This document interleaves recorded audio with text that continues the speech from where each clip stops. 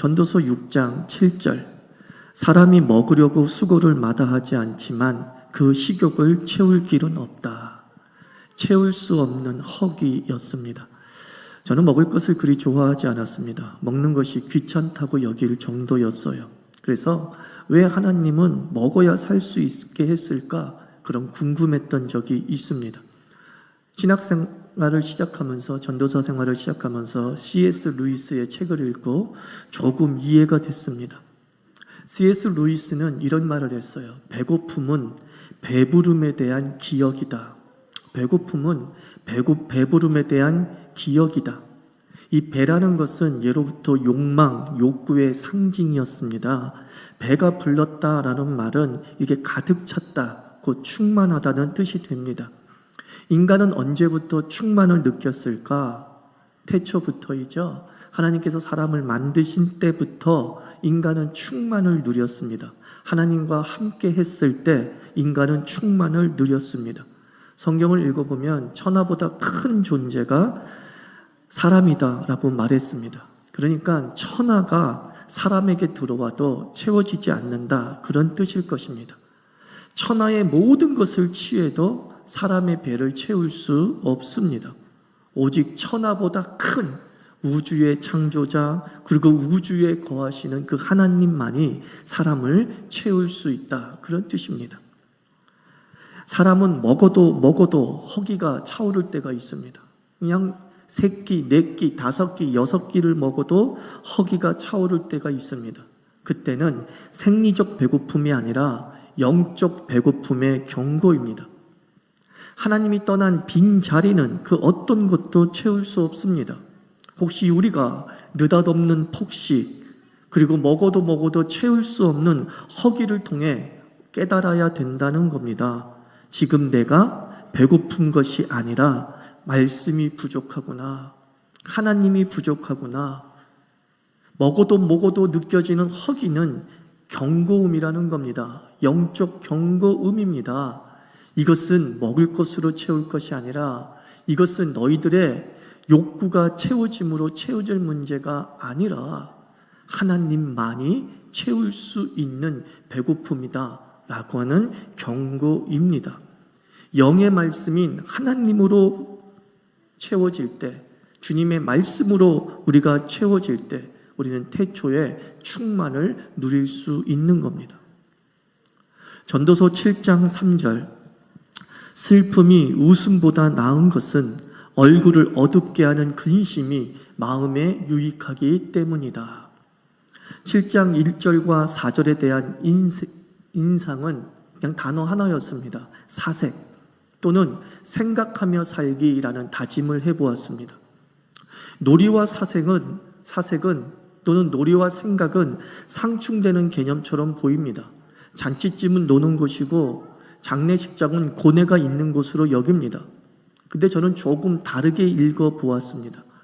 잔치집만, 여기서 방점은 만입니다. 잔치집만 찾는 사람은 현실 도피주의자이고 장례식장만 찾는 사람은 염세주의자이다. 현실 도피는 자신감의 결여에서 비롯된다고 하죠. 대학생들이 졸업을 이래저래 미루는 이유 중 하나가 두려움 때문이라고 합니다. 현실에 나가는 것에 대한 두려움, 그래서 냉혹한 현실과는 다르게 나에게 좀 우호적인 친구, 나에게 우호적인 술집, 나에게 우호적인 학교 등에 머무려고 한다라는 거예요. 염세주의는 세상을 좀 부정적으로 보는 것이죠. 이 세상에 존속할 가치가 없다고 보는 겁니다. 그런데 그 염세주의 이면에는 역시 두려움이 작용합니다. 심리학적 용어로는 투사라고 하죠. 자신에게 문제가 있는 것이 아니라 또는 자신의 문제를 어떤 대상에게 그 문제를 뒤집어 씌우는 이상 심리 현상을 우리는 투사라고 하죠. 어찌 보면 염세주의도 세상이 잘못됐다라고 말하는 것도 자신의 불안과 두려움의 표현인 것이죠. 두려움, 불안이 몰려올 때 필요한 것이 저는 사색이라고 생각합니다. 조금만 생각해 보면 다르게 보일 수 있다, 그런 뜻입니다. 내가 뭘 두려워하는지 직시해 보는 겁니다. 그래서 사색이란 맞섬이에요. 맞섬. 홀로 싸우는 것이죠. 내면과 그리고 현실에 홀로 맞서 싸우는 과정이 사색입니다. 즉각적으로 현실 도피하고 즉각적으로 염세주의로 반응하는 것이 아니라 잠시 현실 도피를 뒤로 미루고 잠시 염세주의적 판단을 뒤로 미루고 그 현실에 맞서 보는 과정이 사색입니다. 잠시의 생각하는 시간이 사색이다라는 겁니다. 예수님은 우호적이지 않은 세상에서 사역하시면서 정기적으로 홀로 기도하시고 금식하셨다고 복음서에 기록되어져 있습니다. 주님의 뜻이 무엇인지 피와 땀으로 물으시고 사색하셨던 분이 예수님이에요. 그리고 제자에게 말씀합니다. 깨어 근신하라. 깨어 근신하라. 바울도 우호적이지 않은 종말을 사랑하는 성도에게, 말세를 살아가는 성도에게 역시 이렇게 권고했습니다. 깨어 근신하라. 근신한 단어가 영어로는 어떻게 되었을까 궁금해서 찾아봤습니다. 킹 제임스 버전에서는 be sober라고 되어 있더라고요. 그리고 NIV에서는 우리의 상상을 뛰어넘는 방식으로 번역을 해놨어요. self control. 자기 상태를 냉철하게 조절해봐라 라는 뜻이죠. 자기 상태를 냉철하게 생각해 보면서 너의 감정과 너의 판단과 너의 행동을 조절해 보아라. 우호적이지 않은 세상 속에서 살아갔던 하나님이 우리에게 주신 답이에요. 생각 좀 해봐. 한번 생각 좀 해봐. 그리하면 하나님의 바른 뜻이 우리에게 들어오게 된다는 겁니다. 가끔 흥청망청해도 좋습니다. 가끔 우울해도 좋습니다. 그리스도인은 하나님으로 충만하여 흥청망청도 생각의 선택이고 우울도 생각의 결과일 때 잔치집도 유익이고 장례식탁도 유익이 되는 겁니다.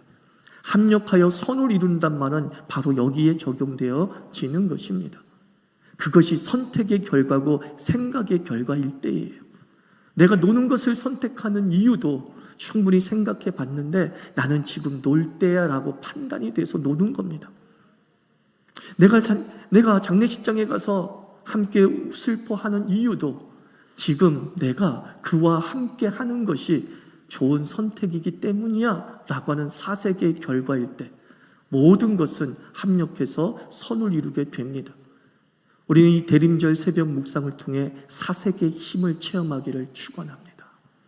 현실을 직시하면서 이 현실을 우리가 어떻게 하나님의 뜻에 따라 살아갈 것인가에 대한 바른 판단력과 의지가 사색의 열매로 주어질 줄 믿습니다.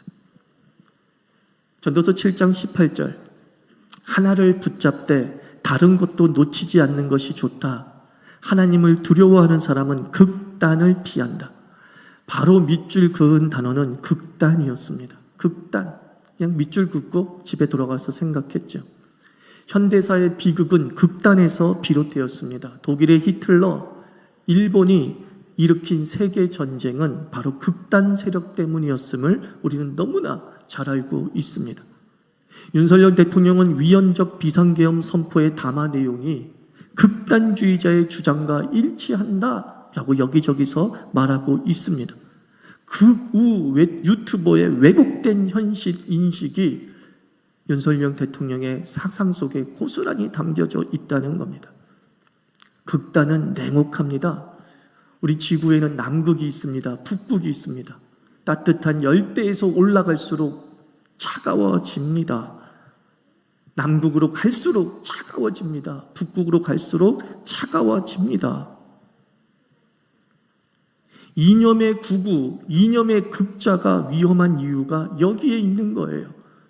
극단에 있는 존재들은 서슬퍼런 냉기로 자기와 다른 것을 말살합니다. 극단에는 따뜻함이 없어요.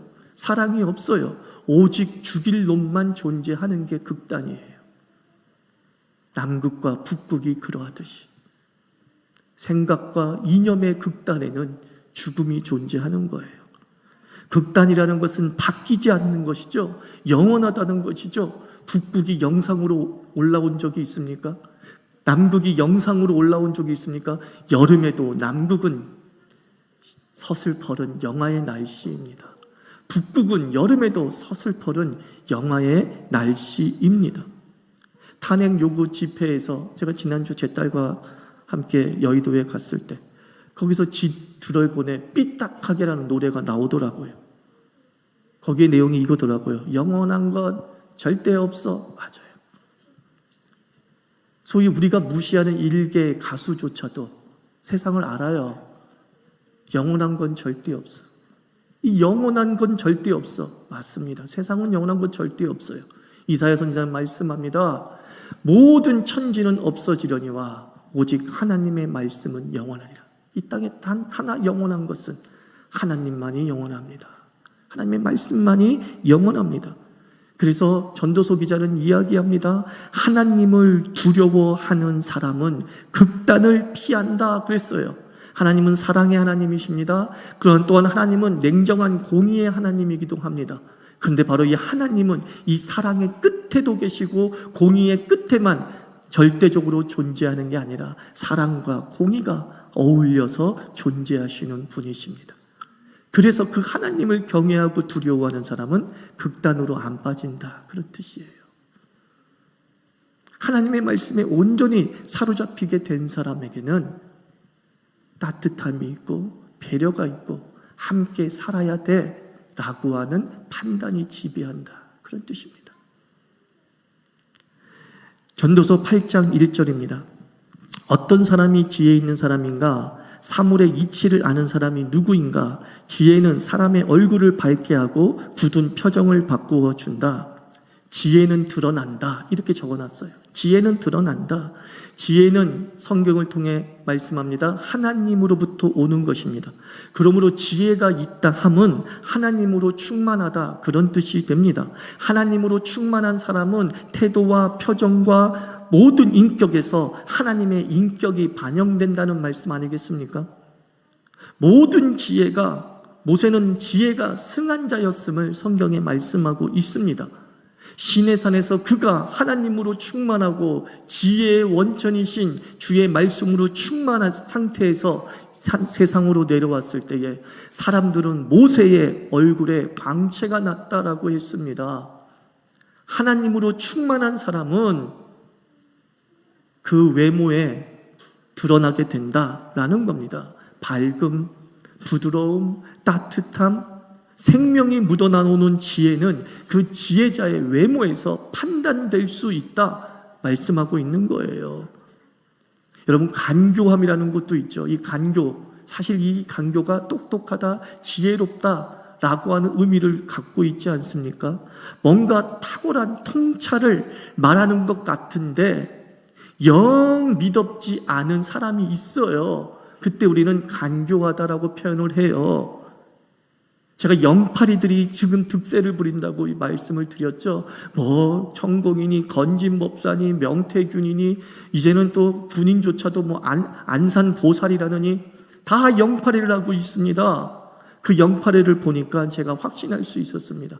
그들은 자신의 통찰력을 이야기합니다. 세상을 보는 눈을 얘기합니다. 그래요, 그런 것 같아요. 세상을 보는 눈이 있는 것 같아요. 통찰력이 있는 것 같아요. 근데 그들의 얼굴과 말투와 모든 것을 통해서 저는 지혜를 읽은 것이 아니라 간교함을 읽었어요. 아, 그렇구나, 드러나는구나. 지혜도 드러나고 간교도 드러나요. 이것을 구별하는 것이 하나님의 은혜인 줄 믿습니다. 우리가 하나님의 말씀에 온전하게 무장되어지면 드러나는 지혜와 드러나는 간교를 볼 수 있습니다. 저는 우리 자유교회 교인들이 하나님의 지혜가 영광으로 표현되기를 축원합니다. 누가 봐도 내 말을 보면서, 내 말을 들으면서, 내 태도를 보면서, 내 표정을 보면서 우리가 말한 것을 지혜다 라고 받아들일 수 있는 영적 권위가 있기를 축원합니다. 또 전도서 8장 10절입니다. 나는 악한 사람들이 죽어서 무덤에 묻히는 것을 보았다. 그런데 사람들은 장지에서 돌아오는 길에 그 악한 사람들을 칭찬한다. 그것도 다른 곳이 아닌 바로 그 악한 사람들이 평소에 악한 일을 하던 바로 그 성읍에서 사람들은 그들을 칭찬한다. 이런 것을 보고 듣노라면 허탈한 마음 가눌 수 없다. 그냥 설명할 필요가 없는 말씀이 들려옵니다. 마지막에 허탈한 마음 가늠이 됩니다. 이 저자의 허탈한 마음, 세상에 이럴 수 있을까? 그런 뜻 아니겠습니까? 자신에게 고통을 주고 피해를 줬던 사람들을 도리어 칭찬하는 사람들을 보면서 왜 그러지? 라고 하는 저자의 한숨을 읽습니다. 저는 실명을 그대로 언급하겠습니다. 국민의힘 윤상현 의원이라는 사람이 탄핵 반대를 촉구하면서 자신의 의원을 설득하는 과정에서 국민의 모든 3분의 2 이상이 지금 탄핵을 찬성하고 비상계엄위원이요 불법적으로 말하고 있지 않습니까? 나는 국민의 뜻을 따르려고 하는데 아니 그럴 필요 없어. 지금은 우리 당을 지키는 게 중요해 라고 하면서 그랬대잖아요. 나봐. 탄핵 반대했던 사람이지만 1년, 2년 지나면 다 잊어버려. 그리고 나 찍어주잖아. 오늘 딱 9장, 8장, 10절의 말씀을 하고 있어요. 우리 국민을 개, 돼지로 여기는 사람들이 있구나.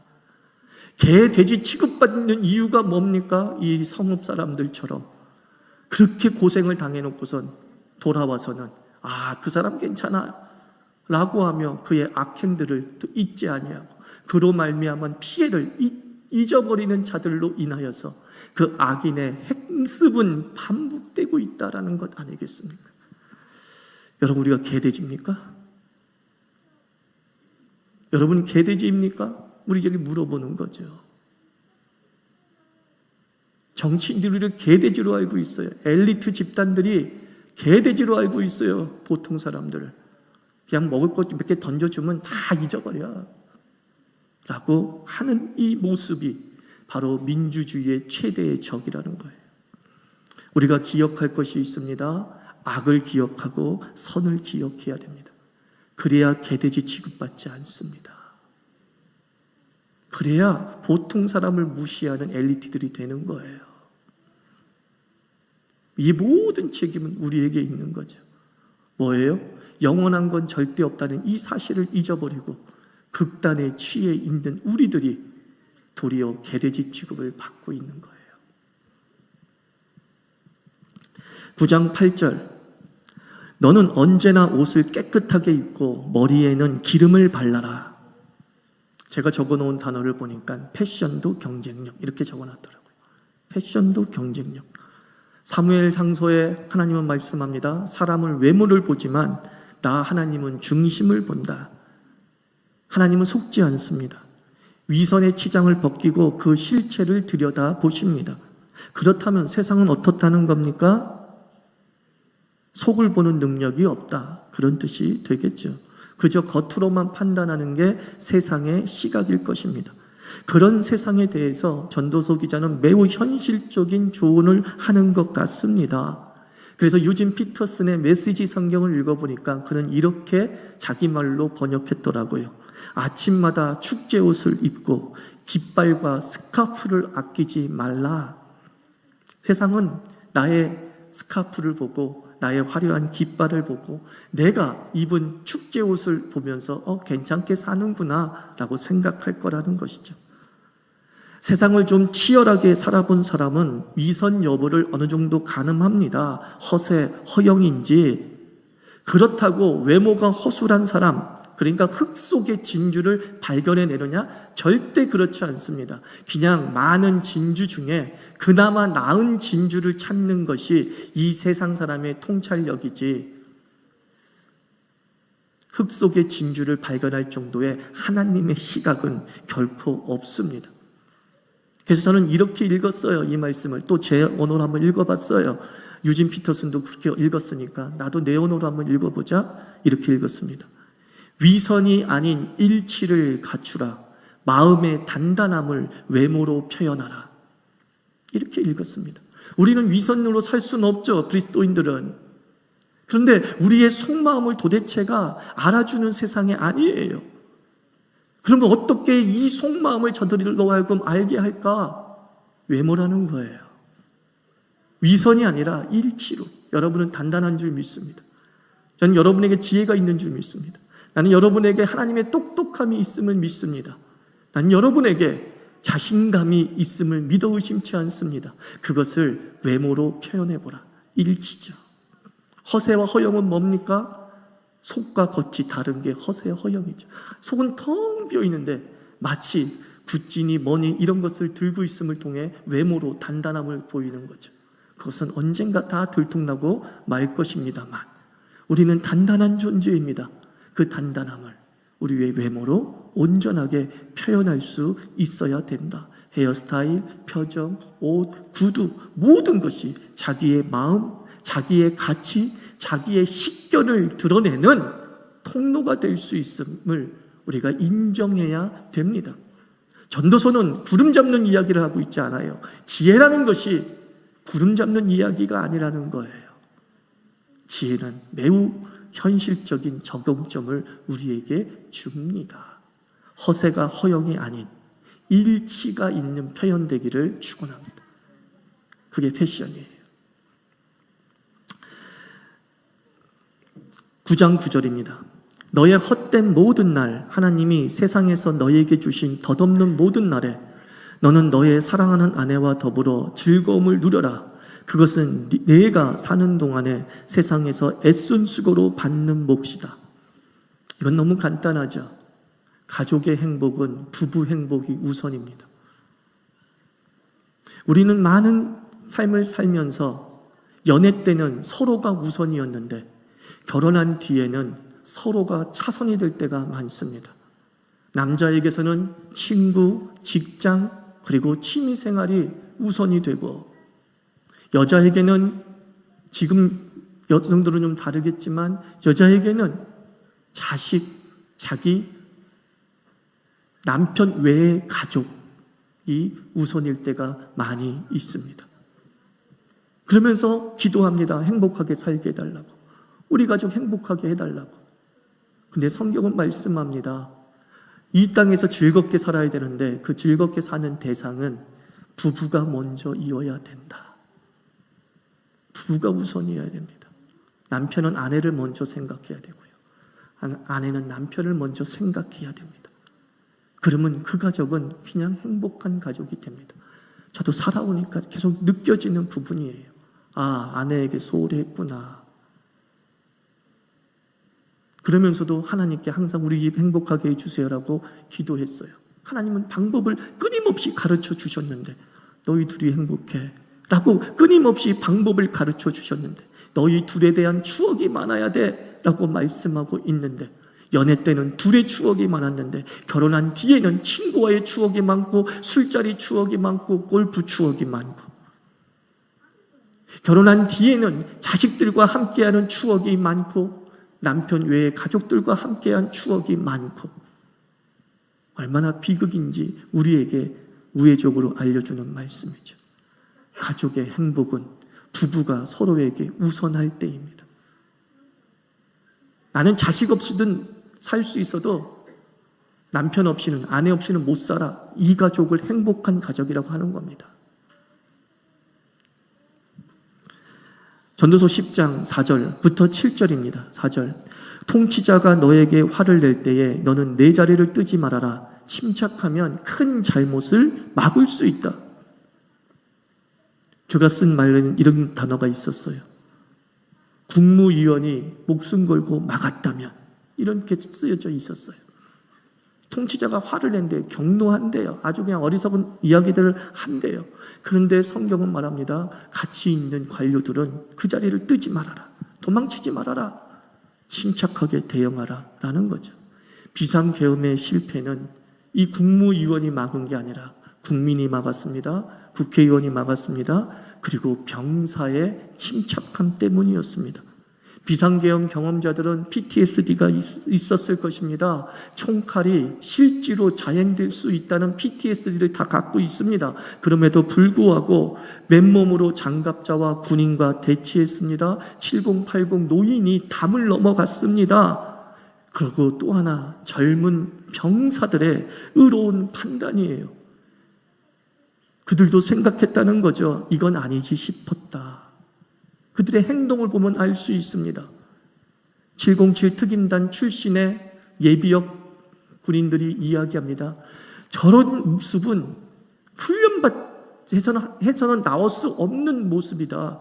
과감했을 것이고 순식간에 제압을 했을 것이다. 그런데 우리 후배 병사들에게서 주저함이 보인다. 그 주저함의 이유가 뭡니까? 판단했다는 거예요.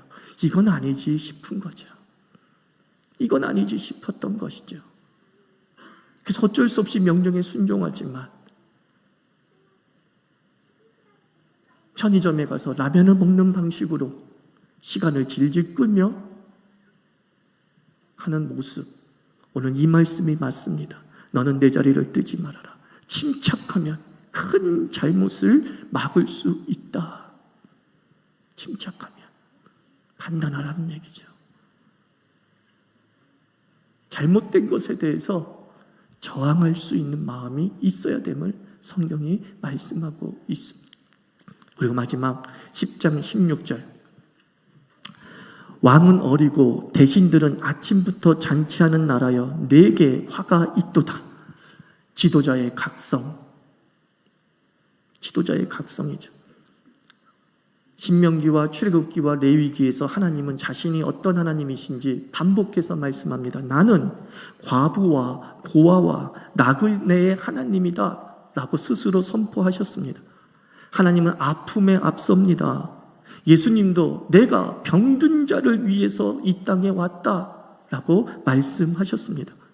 지도자의 관심은 기쁨보다 아픔이 앞서야 되는 것이죠.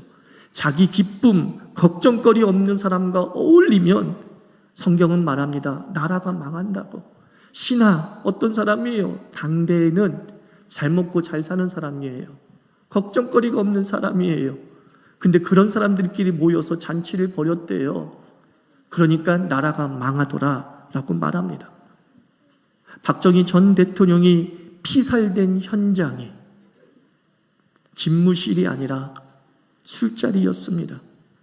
어린 여자들의 시중을 들던 안전가옥에서 참 안타깝게 비참한 최후를 맞이했습니다. 오늘 말씀에 빗대어 보니 스스로 망국을 초래했다라는 생각을 해보게 됩니다. 나라를 다스리는 사람은 잔치 자리에 모이는 게 아니라 아픔의 자리에 있어야 되는 거예요. 고난을 짊어지는 자리에 있을 때 그 나라는 강성한 나라가 될 수 있습니다. 한 집안의 가장은 각성 상태로 가족을 돌봐야 됩니다. 잊고 싶고 피하고 싶어서 술에 취해서 놀이에 취해서 친구에 취해 살면 그 가정은 풍비박산이 나는 겁니다. 하나님은 말합니다. 지도자이니, 하나님은 말씀합니다. 엘리트니, 하나님은 말씀합니다. 가장이니 각성해 있으라. 흥청망청 니네끼리 걱정거리 없는 자들끼리 놀아나지 마라. 이것이 하나님이 이 나라에게 주신 메시지라고 생각을 합니다. 이 나라는 각성해야 됩니다. 이 대한민국은 각성해야 됩니다. 깨어 있어. So be sober, self-controlled 하여서 참 지혜로 판단하고 결정하는 사람이 많아져야 이 나라는 건강해집니다. 바로 그 사람이 나이기를 기도했습니다.